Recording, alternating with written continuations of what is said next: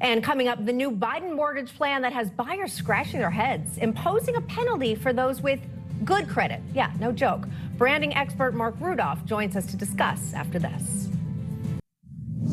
President Biden has unveiled a controversial new mortgage plan that has even some of his staunchest allies scratching their heads. The plan penalizes potential home buyers that actually have good credit. Joining us to discuss and hopefully to explain, branding advisor to CEOs, author of Intra Branding, the keystone of corporate agility, Marc Rudov, plus GOP strategist and Newsmax columnist John Burnett.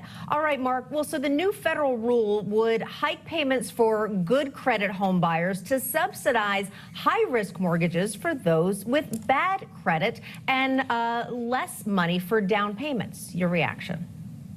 My reaction is twofold. First of all, it's consistent with Joe's policy that meritocracy is white supremacy.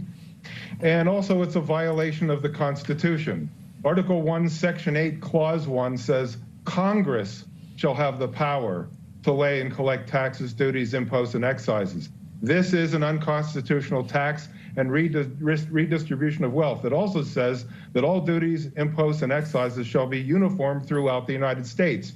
You can't favor the irresponsible over the responsible. And that's what he's doing here. He has no authority to tax Americans. And that's what he's doing. He's creating a nation of resentful makers and entitled takers, and it's a disgrace. But it's consistent with everything he's doing. The border, women's sports, women can't work hard anymore. We have a nation of people who don't have to work hard anymore. Why pay your mortgage on time? This whole thing is ridiculous, and people should be doing more than scratching their heads. John. They should be fighting back. Yeah, this is really crazy. You know, I've always had good credit, and I'm proud to say that. Why? Because that's the way I was raised. But the thing is that, you know what, I may actually, in order to get a cheaper rate, I may self-identify as a person with poor credit because it completely makes no sense. Like Marc pointed out, why would you actually demonize someone who's worked hard, built good credit, right? And we all know that credit is money. Okay, well, right? let's the elephant in the room is, Marc, we have seen this before. We saw this leading up to the mortgage crisis and the 2008 great financial crisis, because even during the 90s, when they said you need to, people like Barney Frank got out there, got a lot of public attention saying, we need to lend to people that are being redlined. And these largely are communities of color, and these people should be getting mortgages. So what happened was some people with bad credit got mortgages they were destined not to pay back. Now, the difference now, John and Marc, I would say, is that maybe these aren't being packaged as bad loans into debt securities as they were back then and being sold and rated AAA by S&P. But, Marc, this is the kind of thing that led to the mortgage meltdown back in the early odds. Right. And it's also the same thing with student loans. Why should you pay off your student loan? Why make people who didn't even go to college pay them off for you? But this is happening in every facet of our society, Bob. Again, you had the student loans, you have the border. Why wait your turn? Why pay lawyers to come into the country legally? You can just come in illegally. There's no discipline anymore because hard work and discipline is now considered white supremacy. They actually teach that in school. If you work hard, if you're disciplined, if you speak good English, if you know math, if you like Mozart, you're a white supremacist.